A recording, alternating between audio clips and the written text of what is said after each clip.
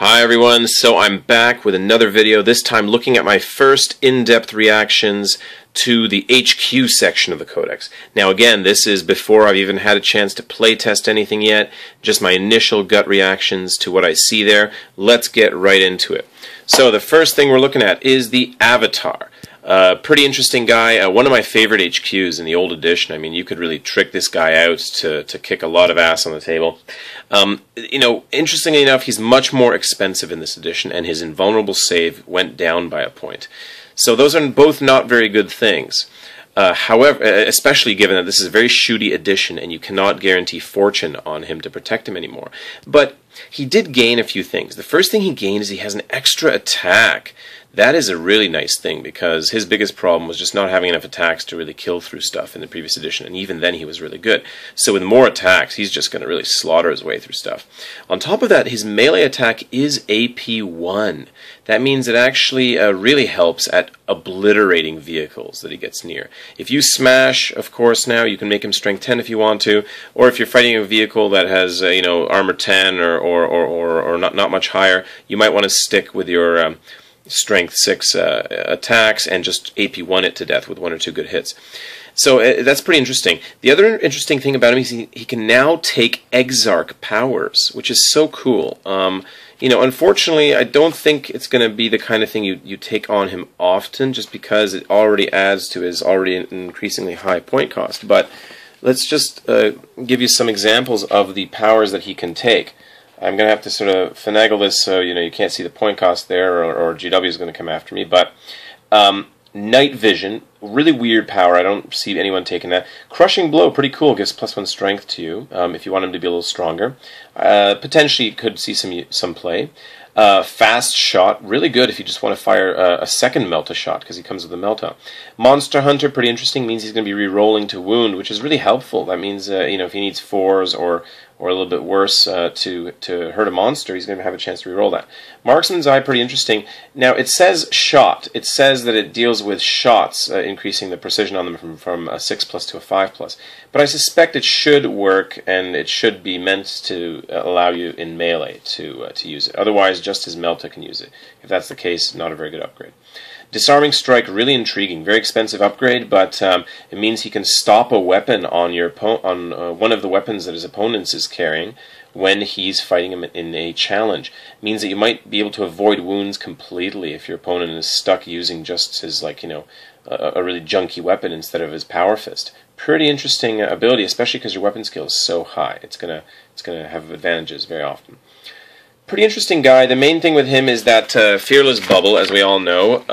That's really kind of what makes him. It's the ability to make your army guys not run off the table, and given that you might have more guys on the table, not a bad choice to think about fielding. I just don't see him surviving too many games, but an interesting choice nonetheless. Autarchs.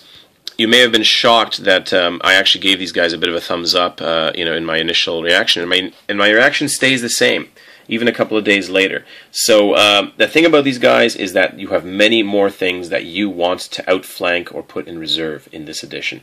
We have flyers. They must start in reserve. You want that +1 to have those flyers show up. Especially because you've paid so many points for those flyers. You want that reserve to help you when you have your, striking scorpions in a wave serpent outflanking somewhere. You want that vehicle showing up as soon as possible to dump them on the table so they can be ready to assault the turn after.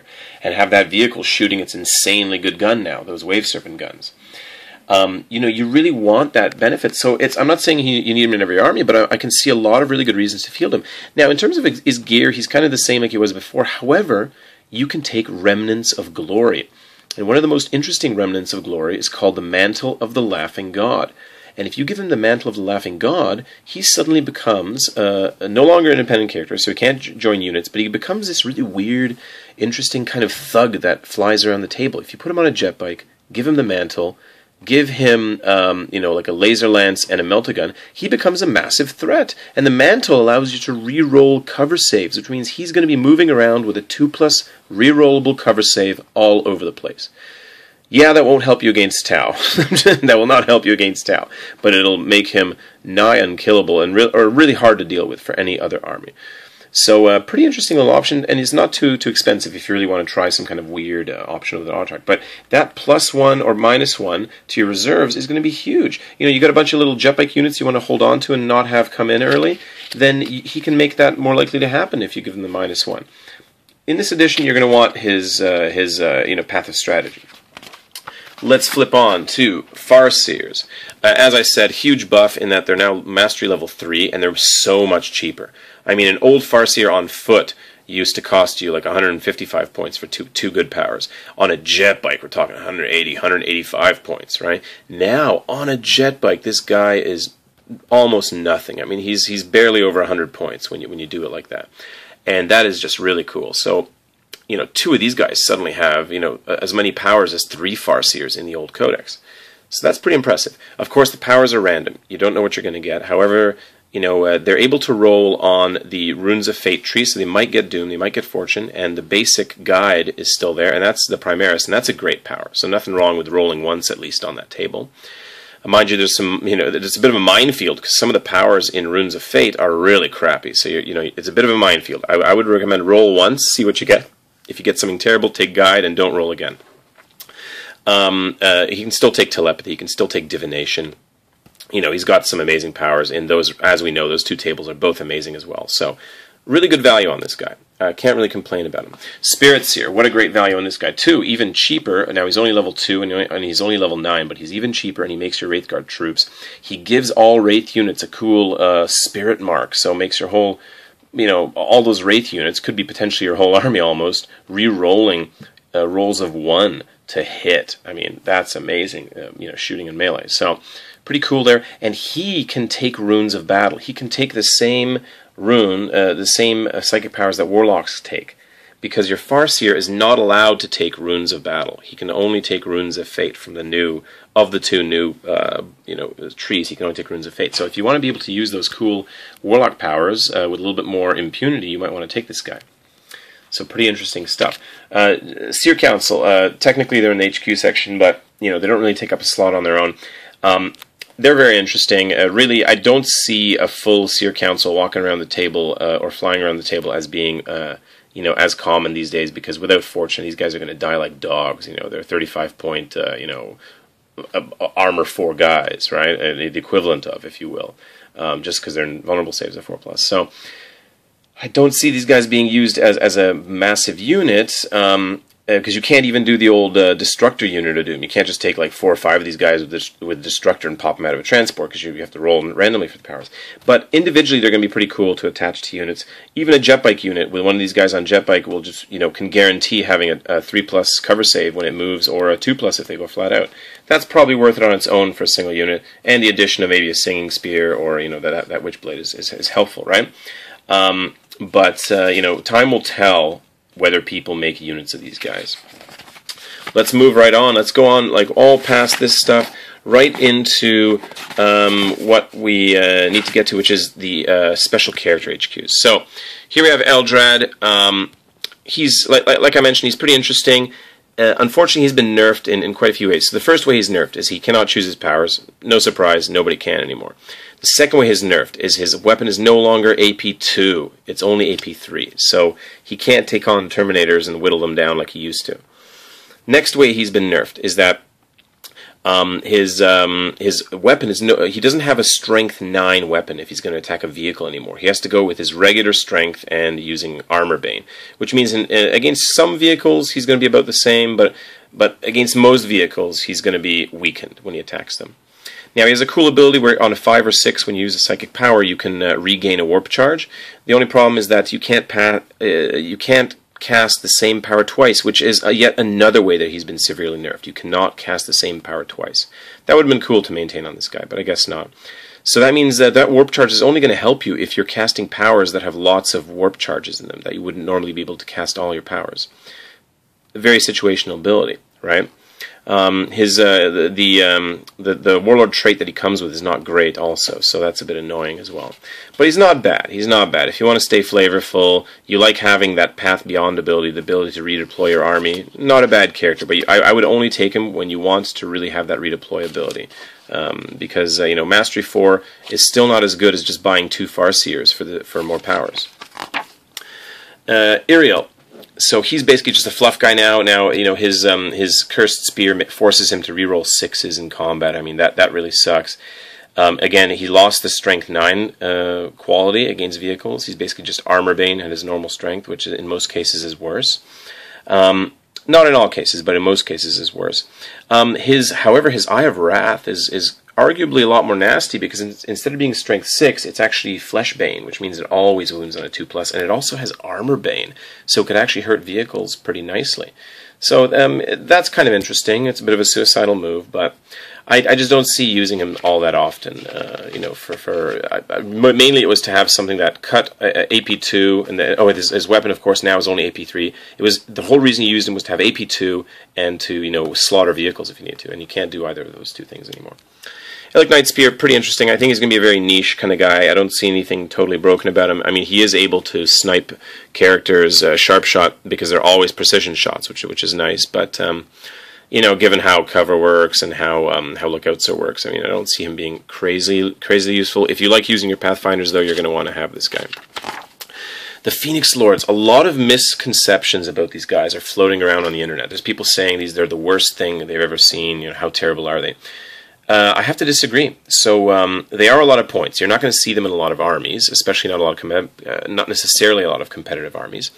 But they are relatively competitive. The first important thing is that they are no longer restricted from joining other aspects different from their own. Check it out. Check their rules. They can join any unit they want. A Swordman can join a Banshee unit. He can join a unit of Wraithguard. Well, he always could. He could join a unit of Fire Dragons. It doesn't matter. Any one of these guys can join any unit that they want to. And many of them gained a 4+ invulnerable save. So he always had it, but now Baharoth also has that 4+ save. They've gained a few things. So they gained some special abilities. Like for instance, he comes with 3 Warlord traits, which in itself could be useful. I don't see it being super useful, because most of the Warlord traits are very situational. Like, let's just say you get Split Fire. Well, what are you going to split fire? Shuriken Catapult, who cares about that? But it could potentially be useful. The nicest thing about Azurman is that he's AP2.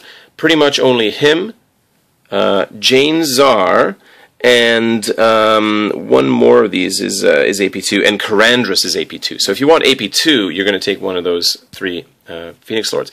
Jane Czar is interesting. A lot of people saying she's so terrible, she's just like a fat banshee. The most important thing about her is, first of all, the AP2 weapon, but second of all, she has an ability where she reduces by 5 the weapon skill of the entire unit that she's fighting. Just by being in combat, the enemy unit is -5 to their weapon skill. That means whatever unit she joins is going to be hitting anything they want on 3s, and pretty much going to be being hit on 5s, for the most part. Just about any unit. You name something nasty, Terminators, that's what's going to happen. That isn't a character, of course, because characters can have higher weapon skill. But imagine like a character with weapon skill 7 suddenly being weapon skill 2. I mean, that's pretty amazing, right? That'll probably need 5s to hit you anyways. So that's a really cool ability to think about adding her into a melee squad with, if you really want to crush something. You know, pretty interesting there.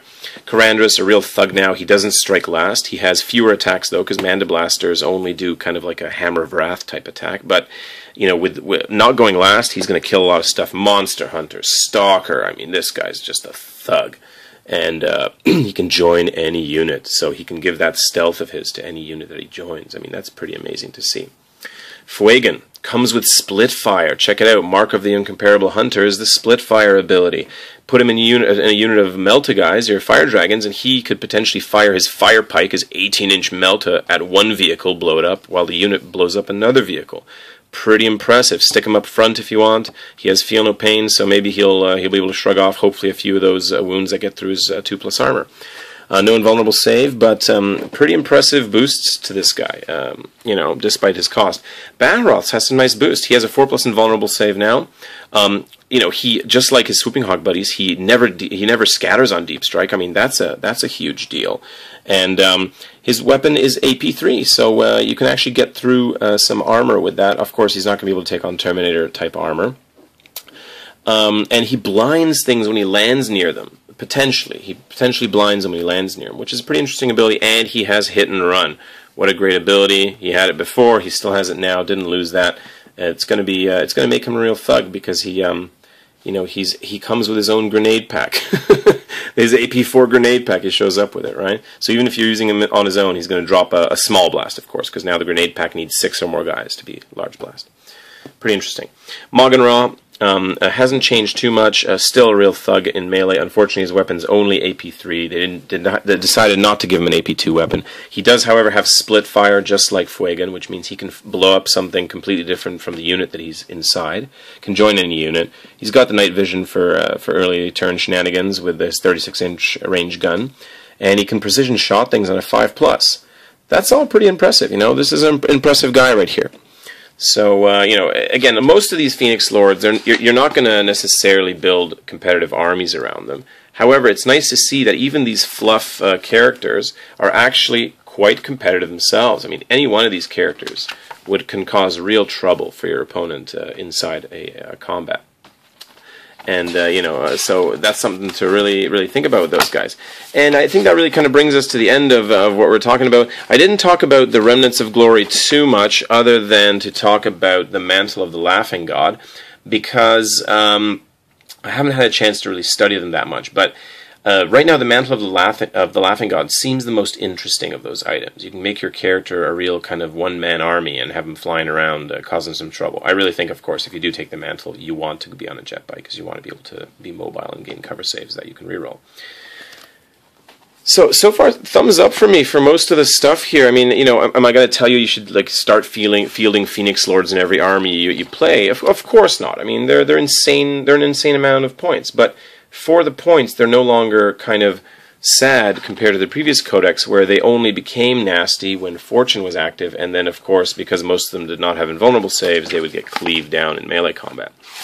The biggest news, of course, is not being able to pick your powers with your Farseers, but I think with the wealth of powers available and the wealth of really good Primarises, it's going to hopefully even out a little bit.